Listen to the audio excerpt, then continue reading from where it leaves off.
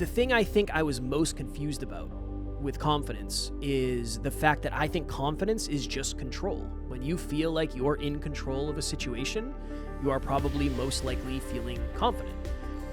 I think the thing that sucks really badly is the only way to get control is to start by not having control.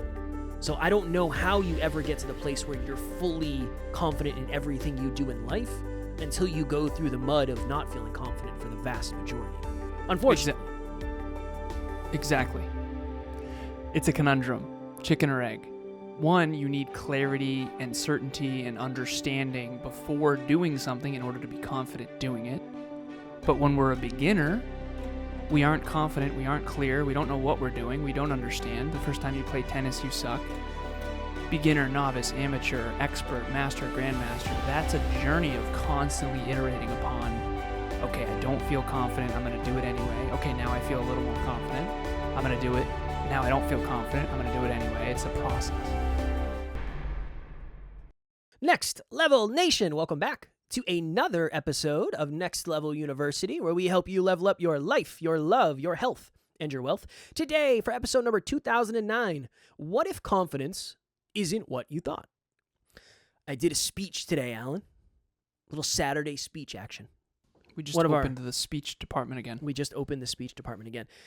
Shout out to Aaron, one of our clients. Hold on, let me adjust this light real quick. It's a little dull in the studio today. One of our clients, Aaron, said, hey, I have a men's group, and every month we have a different topic. And this month it's consistency and just do it. Just get started. Cool. Love it.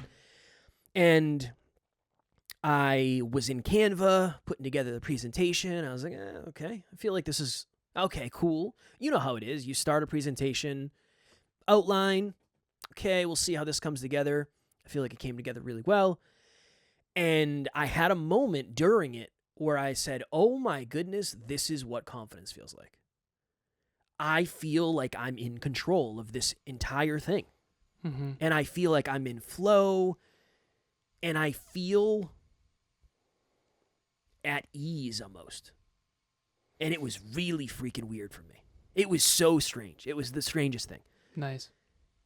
And then after I was thinking about it and I was like, oh my goodness, that's what confidence is. Confidence is control. And when you feel in control of a situation and you feel in control of an outcome and you feel in control of the way that you respond when you feel out of control, I think that's what confidence is. And it was a giant breakthrough for me. So I said to Alan, I said, we got to do an episode on this. I don't know. I've heard other people say confidence is certainty. Like that's definitely piece of it, but I think there's a big difference between certainty and control. So, well, yeah. But I don't know why I keep doing that. Have you changed your pauses? Yeah, I'm been trying to improve my dramatic pauses as a speaker. I'm a speaker. You know, I've done speeches. I'm out here speaking, for a living. How many times can you say speaking? Many. I have been interrupting Kev more lately because he has changed his rhythm a little bit. Rhythm. Business. Rhythm. There was a fighter named Georges St. Pierre. He's French-Canadian. One of the best fighters to ever do it.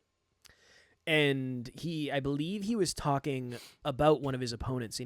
In his accent, he said, he can't handle my rhythm. And now that's one of my favorite things ever to say.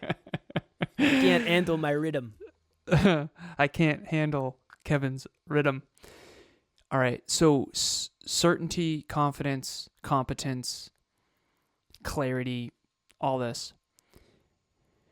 I've been trying to think a lot about this too, because Kev and I, in the past, we've been podcasting together now for 8 years. We used to talk a lot about tactics versus deeper understanding.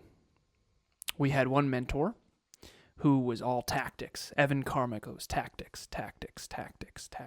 Favorite mentor ever. There you go. We had another mentor, David Meltzer at the time. Deeper understanding. So I enjoyed David Meltzer's mentorship in the deeper understanding aspect, and Kevin enjoyed the tactics of Evan.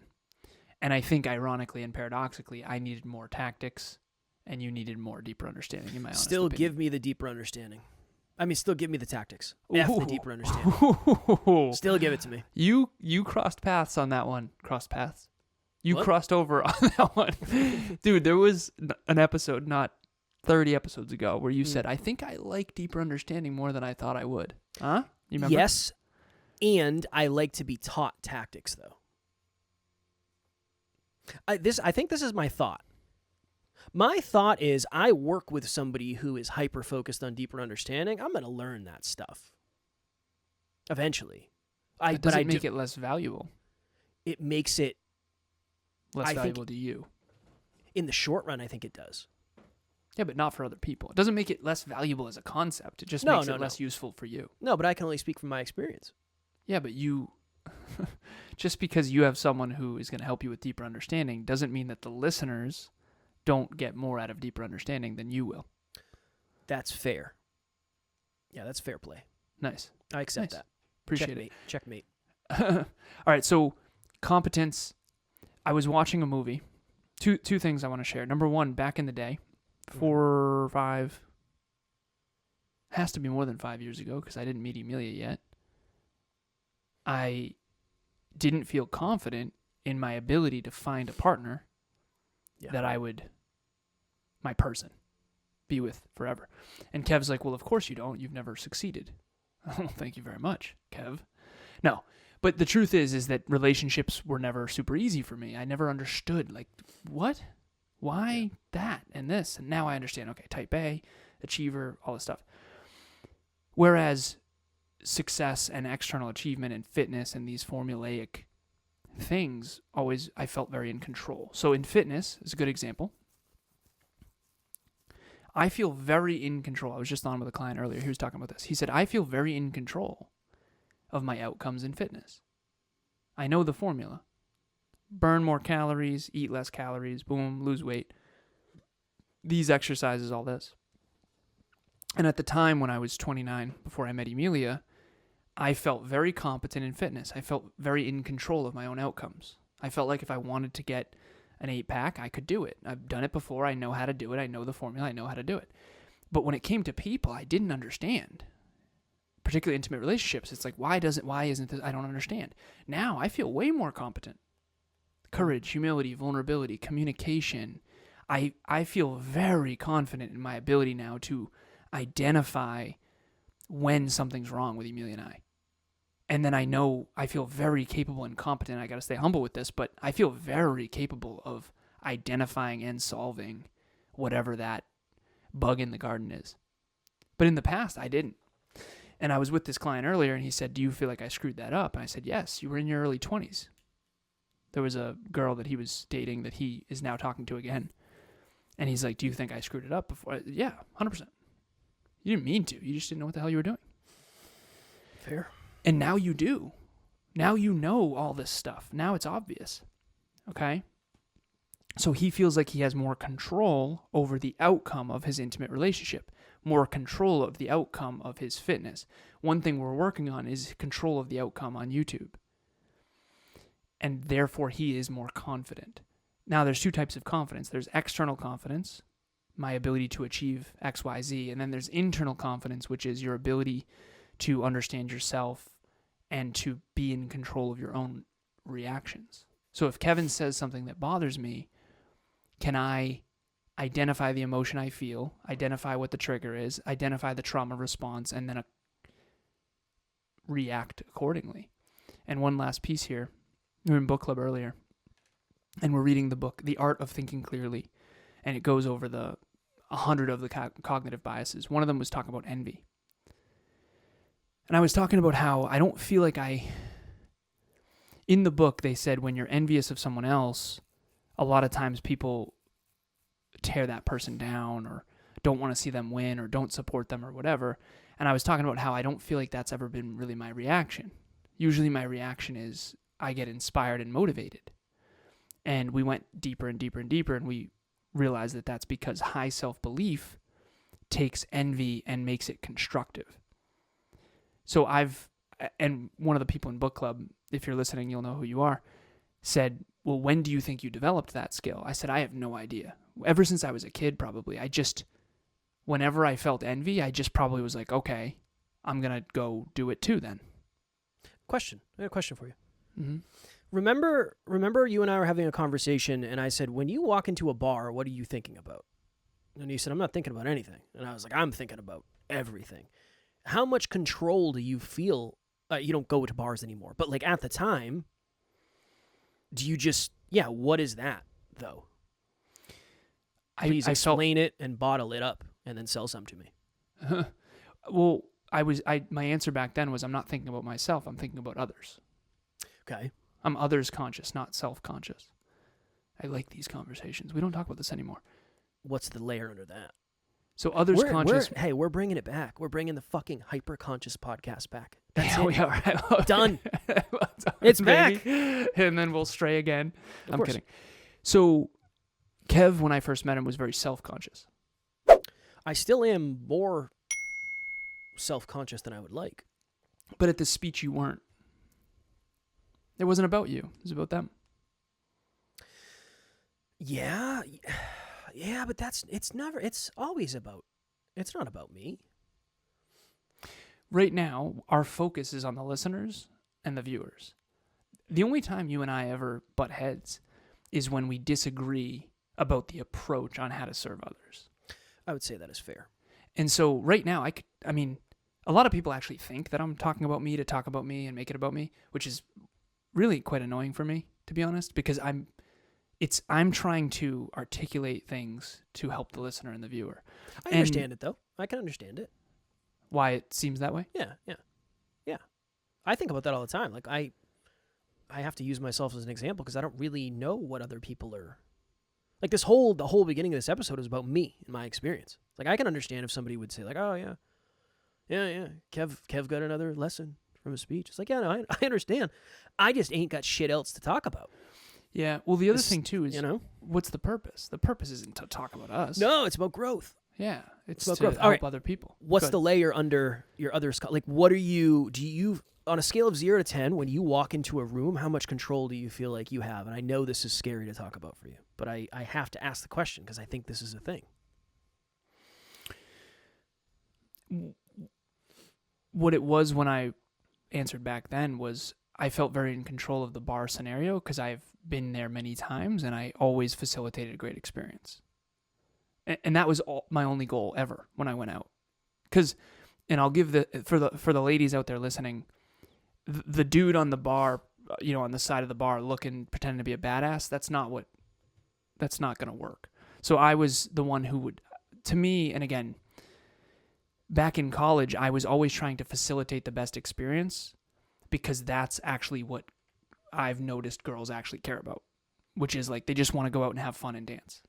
So the guy who's the most fun ends up the winner in that game, so to speak. And so I just never cared about anything else. And that's why I always hosted the best parties and all that stuff, blah, blah, blah. But now my answer is different because I wasn't that intimidating back then.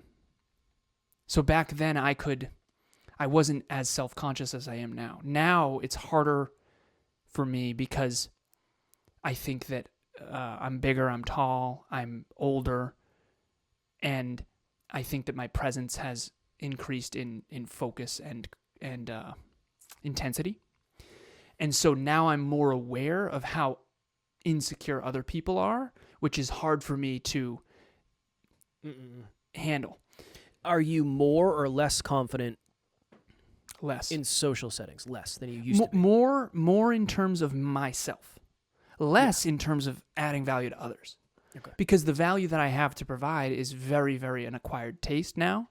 So when I'm at a barbecue, for example, you and I have talked about this, I felt we interviewed Stephen Kotler. He wrote the book, The Art of Impossible. This is episode 632, I think. And again, I'm not actually certain it's 632. I really am not. But it's in the 600s. You can search Next Level University, Stephen Kotler. It will come up on YouTube. I felt 10 out of 10 confident interviewing him because I've studied peak performance so much that I was just pumped. It was Kid in a Candy Store. Me and him get to nerd out about flow and productivity and all that stuff. And you felt out of control, right? Yeah. And so you made jokes and whatever, and that was your trauma response. And some of it was great, and some of it was, that. But at the barbecue, you and I tried to explain to Kev, we used to spend every Father's Day together. I know I've told this before, but we would go fishing, and we were at a Father's Day barbecue where I used to live with one of my friends that I grew up with. And I felt very uncomfortable in that setting.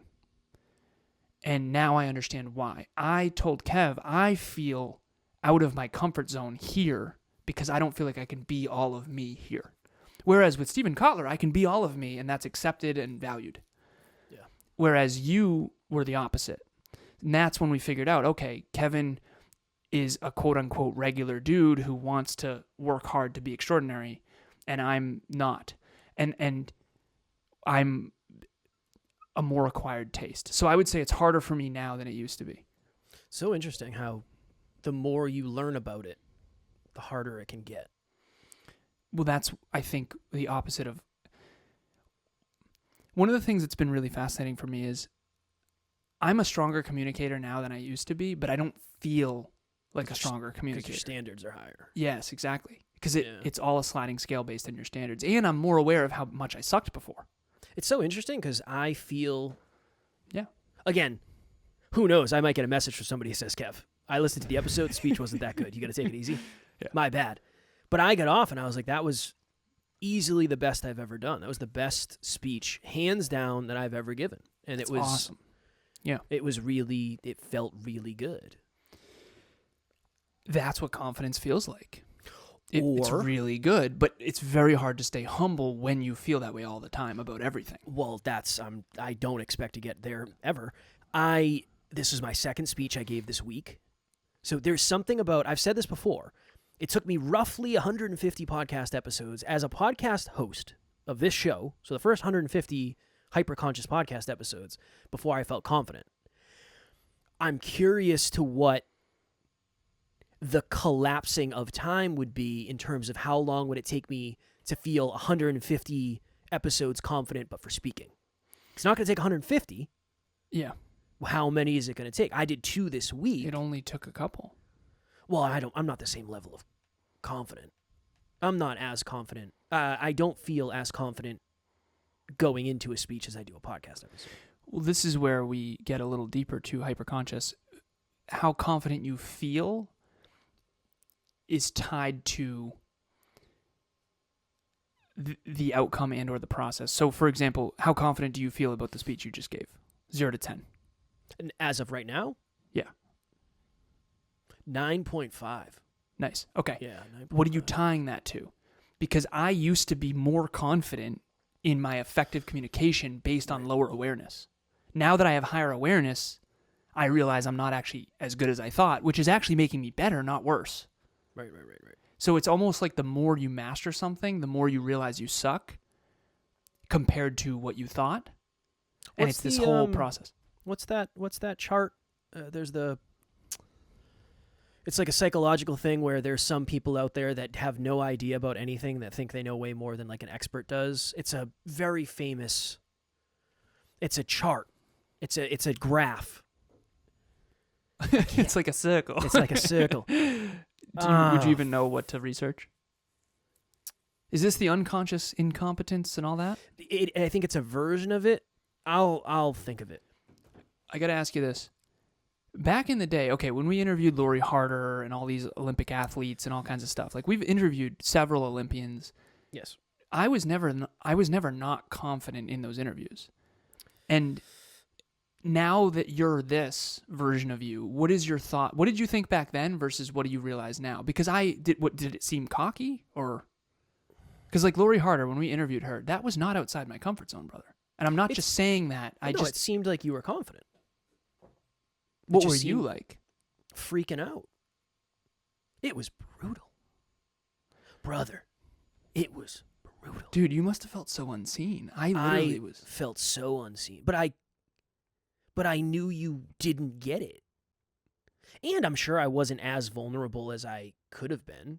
But I think there was a part of me that thought if I was as vulnerable as I wanted to be, I think I was afraid that you would think I was weak. Not that you ever created that fear, but it was like, I need him to think I can do this.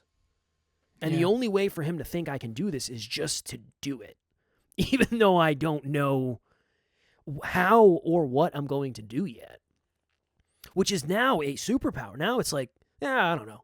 I'll figure it out. I'll find a way. What do you need done? That's I've what never- confidence is. I've never heard. I'll figure it out. Yeah, but it's confidence that turns into anxiety after. Between the time I say yes to something I don't know how to do and then I deliver the thing, most of it's anxiety. Anxiety can be constructive. This is something. It can be, yeah. Real quick, anxiety is connected to lack of control. Oh my God, I'm out here, Jeff. Yes. Next Level Nation. We are very, very excited to announce that we are doing our first purely virtual Next Level Live on April 5th, 2025, from 10 a.m. to 4 p.m. Eastern Standard Time. Alan and myself will be live streaming from Worcester, Massachusetts. Next Level Live 2025. Be there. It's only $47 for a full day of personal development, self-improvement, holistic health, wealth, life, and love. We have a global audience. Obviously, if you live somewhere else in the world, it's hard to come across the country or across the world for a one-day event, so we wanted to make sure it was accessible to everyone. You're not going to get to the next level of your life by default. You're going to get there by design. Join us. Design that next level.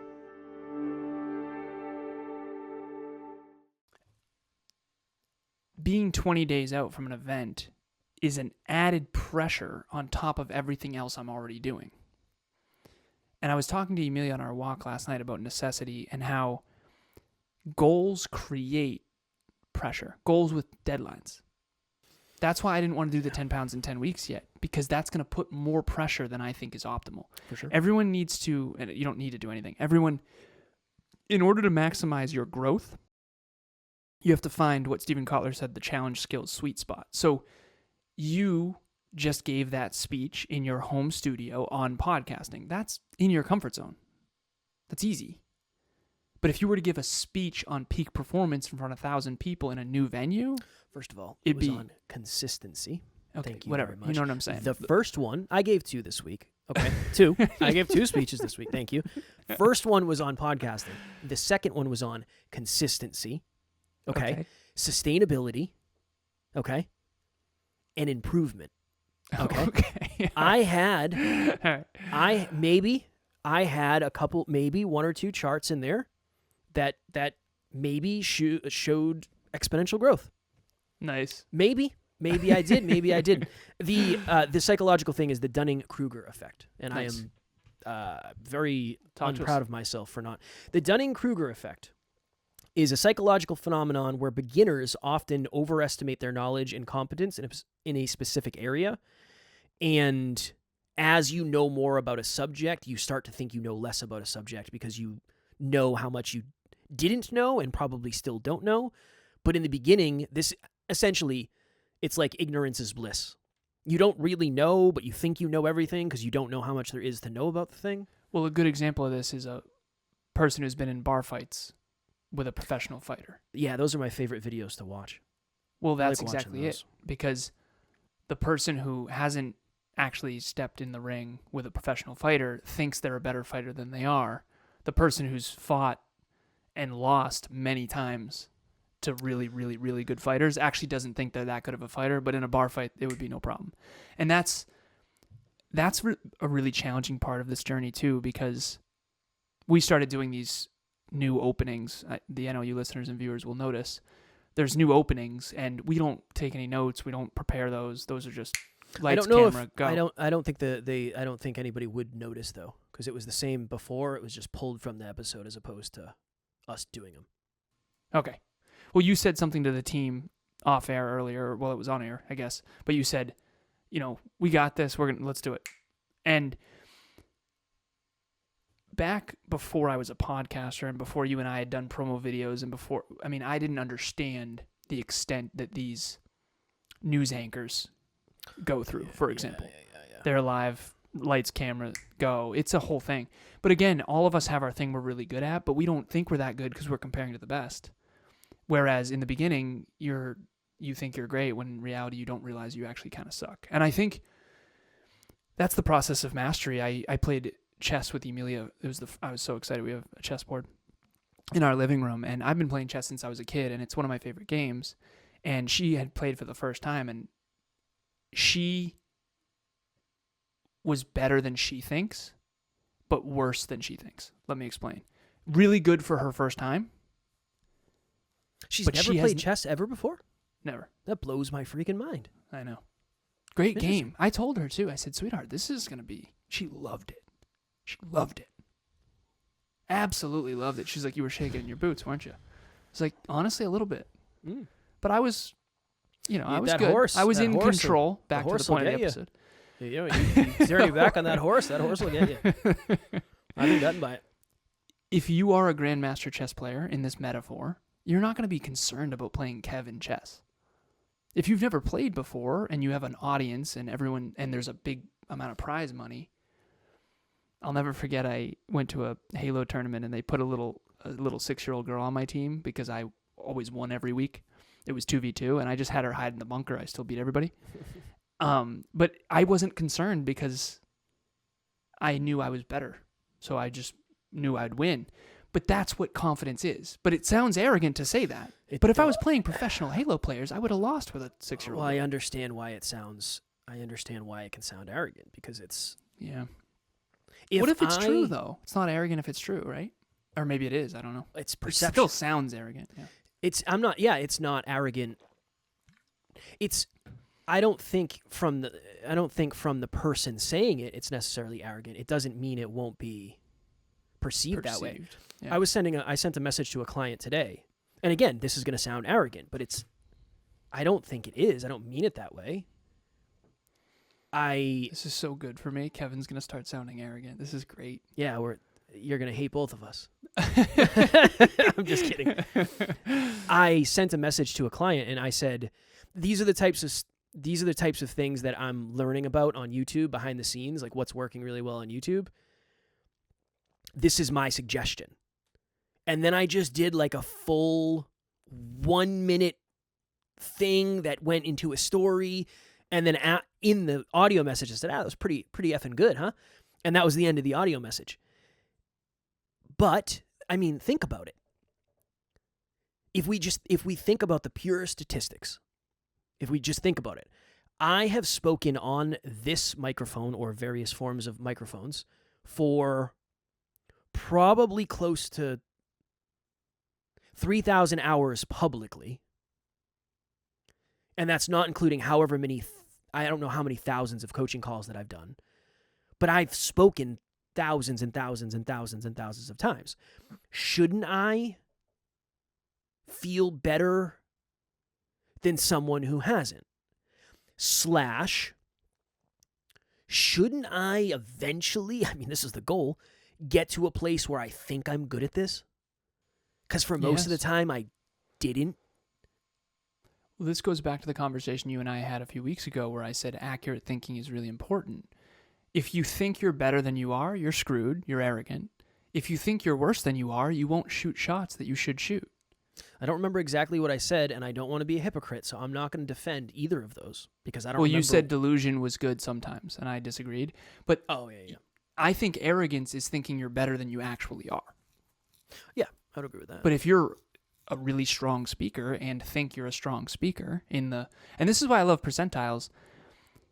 I have a client of mine who had a 730 on his math SATs. He's a multimillionaire. Shout out to you, brother. And I would go as far as to say he's got genius level intellect. And I appreciate that. But he and I love our calls.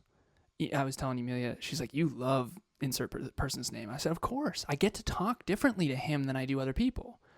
And it's not, even this is coming off arrogant, he understands me at a deeper level than someone who isn't also that way. And my point of that is he doesn't feel out of control of his financial future. He knows he knows all of it. He just, right? So what is my point of this? He's not arrogant. He's accurate. He's in the top 1% of math understanding. And he's accurate about that. And he's not cocky at all. At all. I know some people who think they're smarter than him, and they're definitely fucking not. And I know some people who think they don't know anything, and they actually know some stuff. So to me, I think accuracy it's like a car that thinks it's a boat. You're going to drown. Unless it's a car boat. They do exist. Don't you dare say they don't, son. Do they really? Yes, of course, man. Of course. There was somebody wonky out there that was like, I'd like to drive this into the water. What about a car, boat, plane? That actually does exist as well, I believe. Driven by a man bear pig. That does not exist. That second part. I think there's car, like half car, half submarine type deal. There's a lot of stuff out there that you don't know about because you don't watch dumb YouTube videos like I do. Facts. This is my thought, real quick before we pop on out of here. I think this is what happens. Somebody says something that potentially seems arrogant. And what happens is instead of exploring, because again, I've done this many times in villainizing someone for something that they said, instead of exploring if it's true or not, I think it's just easier to say, well, that person's arrogant. Yeah, or delusional or whatever. But and I never thought of it from like the math perspective. I don't understand how did you trust that I actually knew what I was talking about? I don't know. I don't think I fully trusted everything that you said. It was just like, I think I'll be in a better place. I don't know. So it's basically, I don't know if he knows, but I know he knows more than me. Yeah. Right. Yeah. And I told Kev this too. I said, I never think I'm fully right, fully optimal. I just know I'm not fully wrong. Yeah, but that's a spec. I mean, I could say the same thing. You're not. You're never fully wrong. I know. So it's like, but well, here's the problem, right? Just because I'm not fully right doesn't mean I'm not more right than you. Well, I know, but that's more accurate. That's more another accurate, layer. That's right? another layer. There, you were more accurate about boat submarines or car submarines or the car day boats. I'm wrapping this up and calling it quits. Well, that's my point, right? That's why life is so hard. That's why we hurt each other. That's why mastery is so important. And that's why curiosity and humility is so important. You kind of have to know you don't know, but you have to know what you do know. Well, and you have to reassess that all the time. Yeah. You have to. I think it's so that the thing that really makes it land for me is if I was to look again, I know the vast majority of our audience are not bodybuilders. Completely understandable. I think that's one of the most just cut and dry things. It's like that person is in better shape than that other person is. Just from I guess it's subjective, but like, in bodybuilding body comp is not that subjective. No, yeah, but like, it's body mass. Right now, I am leaner than Alan is. Facts. That is a fact. Yep. So neither of us would be offended by that either way. But like, if you heard me say to Alan, I'm leaner than you. Right now, I'm in better shape. Yeah, better body comp. If there's a piece of you that thinks it's arrogant for me to say that, I think there's some digging to do. Yeah. Because that is just like it's accurate. That is accurate. Just like I am a more competent speaker than insert somebody who has never publicly spoken. That is factual. Mm-hmm. Just like if you have a child, you most likely know way more about parenting than I do. If you've learned anything about parenting, you know more about parenting than I do. That is a fact. I don't have kids. Of course. Well, it gets wonky, though, because no one knows what anyone knows. They only know what you can show, which was your thing. Well, that's why I went there. It's really hard, too, because, and I'll bring this down to earth here for a second. Why does any of this matter? I'm always trying to think, why does this matter? Because you'll let people lead who shouldn't. For sure. Dude, do you know how many people I let lead that didn't actually know anything? Well, what a bad idea. The reason I'm so passionate about that is because of social media. Yeah, people are being hoodwinked. Badly, and it's not fair. It's badly. I didn't realize, if you're a chiropractor, I'm not saying anything bad about you, but a lot of the dumbest things I've ever heard are by doctors who are chiropractors, and they don't know anything about what they're talking about, but they're a doctor because they are a chiropractor. This is the perception. That's an interesting. And again, I'm not talking shit about chiropractors. I am talking shit about liars. Shitty chiropractors, though. I am. Anyone who is portraying themselves as something that is not rooted in reality to try to sell someone something or get. That's why I don't like, and this is probably the way to really bring it down to earth here to connect to the listener. This is my next level lesson. What's your relationship with accurate thinking? What's your relationship with truth? Inaccurate thinking is affecting you. If you go and try to get a loan from the bank with a 50% interest rate, and they know that you don't know what that means, and they give it to you anyway, that is hurting you. It's hurting you tremendously, because that basically means you're fucked. And Kevin and we've gotten very clear at who we're for: heart-driven, but no BS, self-improvement, goals, dreams, growth-minded individuals, leading leaders, helping people live and prosper. Live free and prosper. Little Star Trek action. But ultimately, I just don't, of course I love rationality, but I wonder if I've ever communicated why rationality matters so much. Rationality matters because if you can't understand what the data is and what's accurate and what's not, you actually can't make good choices. And if you can't make good choices, you can't prosper.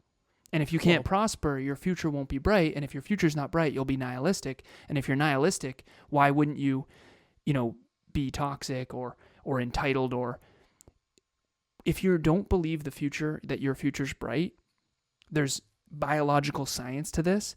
You essentially will crawl into alcoholism, or there's a lot of bad side effects to that. Whereas if you believe your future's bright, you'll invest in yourself. You'll read the books. You'll listen to the podcast. You'll have a flourishing relationship. You and I, 35 and 36, we are better intimate partners. We're better men. We're better at money. We're better at health, wealth, and love. We're more in shape. We're more everything except for that one I just said. We're more intelligent. Everything is better than it used to be because we believed in a bigger, better, brighter future. And I think that mind virus, that mindset, that belief is what NLU, I think, is. And if you can tie that to this concept of control and confidence, everyone wants to be confident, but not everyone wants to go do 1,000 episodes in order to build confidence. But if they knew that they could, they probably would. And that's why I always ask, like, Kev, what was it like before versus now, Well, most people don't need to do it this way, right? You don't need to. Your thing is going to be specific. So you're going to have to do your 1,000 reps in whatever it is that you want to be really confident at. Mm-hmm. If you want to be a really confident speaker, I think this is the best way to do it. That is a blanket statement, but I agree. We do a rep every day, right? We can do it whenever we want. Awesome. For you, whether you're watching or listening, your thing is different. Maybe it's you got to write 1,000 home offers. Matt's a real estate agent. He's talked to me about how much better he is at like knowing the offers and knowing the paperwork, and you're about to do social media with him and like his company potentially, and a lot of them are new to social media, so they're not confident yet. So you're gonna have to inject belief. Yeah. You got this. Help them out. But and then eventually they'll get more confident. You have to have control to give it. Yeah, exactly. You have to feel in control to let somebody else borrow some of it. 100%. Right. So. Yeah, interesting. All right, cool. I enjoyed this. Also, I don't know if anyone knows Matt. Matt's Kevin's best friend. Yeah.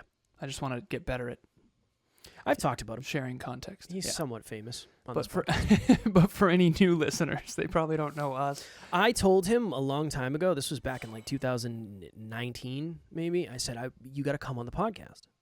And he's like, eventually I will. And I was like, you missed your chance, man. Yeah.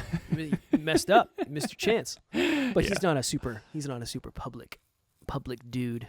Yeah. So it's understandable. All right. April 5th, 2025. That's the correct date. Yes. Next Level Live. So we have a virtual event. You can literally grow from your home.